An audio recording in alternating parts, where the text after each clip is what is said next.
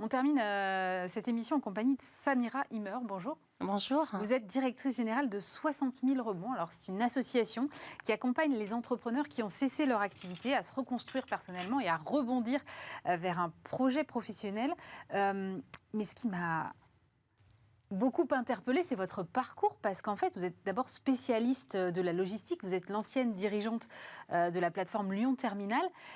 Qu'est-ce qui vous a amené jusqu'à la direction générale de 60 000 rebonds ? Quelle question, absolument. Effectivement, c'est un rebond professionnel et personnel de ma part. Oui, j'ai dirigé pendant 17 ans la plateforme fluviale et ferroviaire du port de Lyon, Lyon Terminal, filiale de la Compagnie nationale du Rhône, du groupe Engie. Et en fait, spécialiste du transport et de la logistique par la force des choses, parce que école de commerce initialement, de commerce international. Mais arrivé les 40 ans, le Covid aidant, mon parcours aussi associatif un peu dense à titre personnel, et puis mon parcours politique m'ont fait aussi faire un arrêt sur image à titre personnel en me disant qu'est-ce que tu as envie de faire dans les 10 prochaines années. Et en réalité, c'était rapide, c'était de se dire est-ce que tu te projettes encore chez Lyon Terminal dans 10 ans ou est-ce que tu te projettes plus ? Et la question était très simple, c'était de se dire j'ai l'opportunité de pouvoir faire autre chose, fais-le pendant que tu as 40 ans, dans 10 ans ça sera plus compliqué. Et donc j'ai décidé de quitter Lyon Terminal pour ensuite justement réfléchir. J'ai créé mon entreprise parce que j'avais un contrat avec le port de Barcelone pour justement les accompagner pendant 2 ans.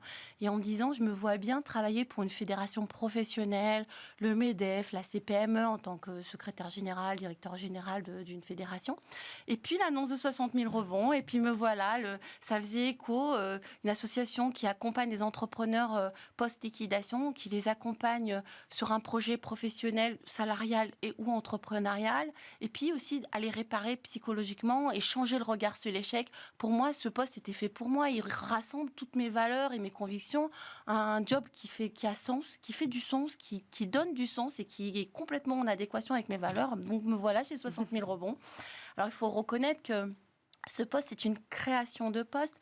Le président, c'est Guillaume Mullier. Oui, c'est l'écosystème Mullier qui est derrière, c'est ça. Pas du tout. En fait, cette association a été créée par Philippe Rambaud, qui est en fait un entrepreneur qui a liquidé sa propre entreprise en 2012 et qui, en regardant l'écosystème, n'avait pas trouvé d'association qui accompagne justement les entrepreneurs qui post-liquidation. Donc, à la base, le fondateur, c'est Philippe Rambaud. Guillaume Mullier est juste venu ensuite finalement accompagner en 2015 et a pris la présidence nationale en 2016. Et Guillaume Mullier arrive à son fin de mandat de président national et s'était dit, il faut que je structure ma tête de réseau, il faut que je féminise mon équipe de direction et donc je cherche une femme pour diriger la fédération nationale parce que nous avons à ce jour 10 associations territoriales qui sont autonomes mais pas indépendantes parce que nous les fédérons et nous les structurons. Et alors combien est-ce que vous accompagnez comme ça chaque année d'entrepreneurs qui ont échoué à un moment pour une raison ou une autre ? Donc sur l'année passée, on a accompagné seulement 600 entrepreneurs. L'année d'avant, 700. En réalité, au total, depuis 2012, nous avons accompagné 1000 entrepreneurs qui ont rebondi.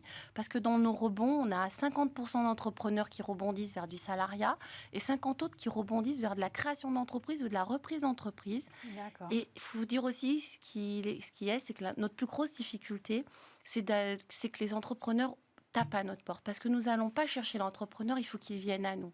Et aujourd'hui, la plus grosse difficulté pour un entrepreneur, quand il a liquidé son entreprise, c'est qu'il est isolé, il a honte, il se sent humilié et il ne va pas chercher de l'aide. Donc notre objectif à nous, c'est d'une part de changer ce regard sur l'échec, de ne plus avoir cette honte et surtout de se dire viens nous voir avant même que tu aies ces difficultés. Connais-nous avant que tu aies ces difficultés. Soyons ton filet de sécurité lors de ta création. Et ensuite, tu sauras que tu peux être accompagné. Vous savez, j'ai cette habitude de faire cette métaphore avec le contrat de mariage. Ouais. Quand vous vous mariez, c'est l'euphorie, c'est la fête, tout va bien. Et pourtant, le notaire, il vient comme un garde-fou en disant attention. Et mais vous êtes dans l'euphorie, vos chakras sont ouverts, vous êtes capable de l'entendre en disant bon, ok, je vais le faire, ce contrat de mariage. Mais vous le savez. En revanche, quand vous êtes en plein divorce et qu'on vous parle de ce contrat, vous n'avez plus finalement cet état d'esprit ouvert, open-minded, envie d'entendre. Et donc, quelque part, nous, notre objectif aujourd'hui, c'est d'intervenir en amont, au moment de la création, en disant si tu connais quelqu'un qui a des difficultés, parle de nous. Et il faut qu'on parle 3 fois de nous pour que 60 000 rebonds restent dans les esprits. Et notre idée, c'est d'accompagner. Il faut savoir, c'est un accompagnement gratuit. Mais Quelle forme prend-il cet accompagnement alors? Alors, c'est un accompagnement qui peut aller jusqu'à 24 mois et où on travaille avec 1200 bénévoles.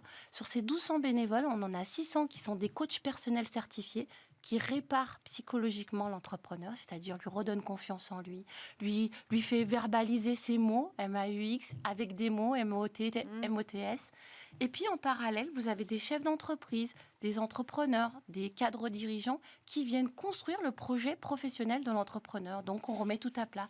Qu'est-ce que tu as envie? Là, j'ai une caution bancaire, j'ai divorcé, je suis déprimée, j'ai plein de dettes. J'ai envie de rien, en fait. J'ai envie de rien. Ouais. Et donc, en fait, c'est pour ça que travailler les deux en même temps, c'est de se dire, OK, on te redonne confiance, mais il faut bien que tu rebondisses. Qu'est-ce que tu as besoin? Remplir mon frigo? OK, on va te trouver un job pour alimentaire dans un premier temps, pour ensuite construire ton projet professionnel. Et en fait, en réalité, ils reconstruisent pour 50%, ils recréent des entreprises pour 50% d'entre eux. Et je parle au masculin, mais en réalité, vous savez, en France, on a 15% d'entrepreneuses. Et nous, chez 60 000 rebonds, l'année dernière, nous avons accompagné 26% de femmes entrepreneuses. C'est-à-dire que la femme a moins de mal à demander de l'aide et à se faire accompagner parce que l'ego que l'homme peut avoir, que ce soit un ego au sens créativité ou au sens homme, clairement, la femme l'a moins en se disant, moi, je vais demander de l'aide, je vais rebondir. Ça, c'est un des points importants à notifier. Puis le deuxième point aussi qu'il faut dire, c'est que l'entrepreneur, quand il vient chez nous, il dit, plus jamais j'emploierai du monde, plus jamais je recruterai, ça, c'est terminé. Et en réalité, il recrée des emplois. Chaque entrepreneur qui rebondit et recrée une entreprise, il crée 3,2 emplois. Et donc, c'est pas mal quand même déjà. C'est énorme. Et ça, on a notre observatoire du rebond qui étudie ces impacts. Donc, notre impact, il est fort sur la société, d'une part sur la relance économique, en création de valeur, mais aussi ces entrepreneurs qui perdent leur emploi n'ont pas accès au pôle emploi, au chômage, aux ACDIC. Donc, derrière, ils deviennent des invisibles et n'arrivent pas à retrouver du travail, n'arrivent pas à recréer un CV, ne savent pas. Ça fait 30 ans qu'ils sont chefs d'entreprise, 20 ans. Ils n'ont jamais fait d'entretien d'embauche pour eux.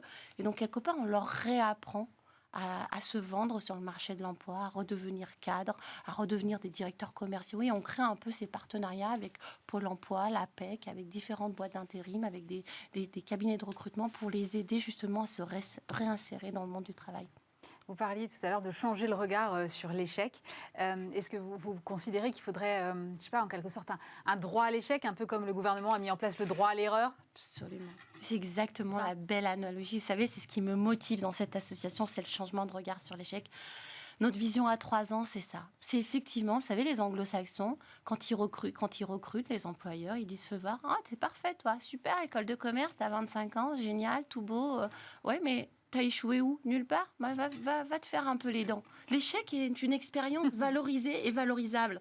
En France, c'est honteux d'avoir échoué. Et puis, il faut qu'on intervienne très tôt dans les écoles, dans la formation. Vous savez, moi, j'ai fait une école de commerce. En sortant, j'étais la plus forte, j'étais la meilleure. J'allais créer mon entreprise et tout était ouvert et les feux étaient ouverts. Mais en fait, en réalité, on ne nous apprend pas ce que c'est que l'échec, qu'on peut avoir aussi des difficultés. Et ça s'apprend en amont. Et le fait de se dire on a le droit d'échouer et ça se valorise, mais je pense qu'on aura vraiment déjà plus de facilité à changer ce regard tout un chacun. Vous travaillez justement avec, ou c'est en tout cas une potentielle éventualité pour vous d'aller travailler avec des écoles pour dire il faut mettre ça au cœur des formations aussi? Absolument, on travaille avec les écoles de commerce, on a un gros plan d'action justement avec différentes associations de l'écosystème, 100 000 entrepreneurs, avec des écoles comme HEC, avec l'ESSEC, on est en train de travailler avec l'université aussi de Nanterre. Donc tout ça, c'est vraiment notre plan d'action à 3 ans pour travailler sur ces sujets-là, dispenser des formations pour que ce changement de regard sur l'échec devienne quelque chose. Le droit à l'erreur, le droit à l'échec, c'est exactement les termes qu'il faut utiliser. Et elles vous entendent bien, elles vous reçoivent bien, ces écoles? Absolument. Elles sont conscientes que ça peut être à un moment problématique de ne pas valoriser suffisamment l'échec? C'est pour ça qu'il faut intervenir pas dans un module comme les oiseaux de mauvais augure. C'est ça.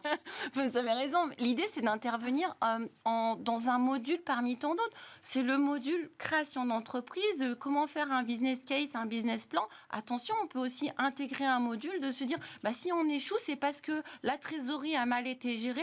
Mais si tu échoues, c'est pas grave. Tu sais, il y a des associations qui s'occupent de ça. Et il se peut que tu échoues, mais que derrière, tu puisses rebondir. Parce qu'aujourd'hui, on se rend compte que dans nos entrepreneurs que nous accompagnons, au total, ils ont à peu près 10 ans d'expérience dans leur entreprise. Ce ne sont pas des jeunes entreprises.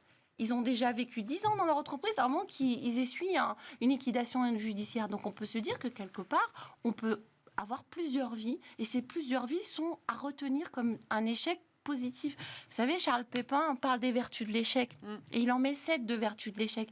Mais il dit, quand tu as échoué, le plus difficile, c'est pas d'échouer, c'est de se dire, je retiens pas pourquoi j'ai échoué. Et c'est là-dessus qu'il faut qu'on travaille, y compris dans les écoles, en disant, ok, tu as le droit à l'échec, tu n'as pas le droit de reproduire la même erreur en revanche. Et c'est là la nuance, et c'est là qu'on est en train de travailler et affiner cette vision sur le changement de regard sur l'échec.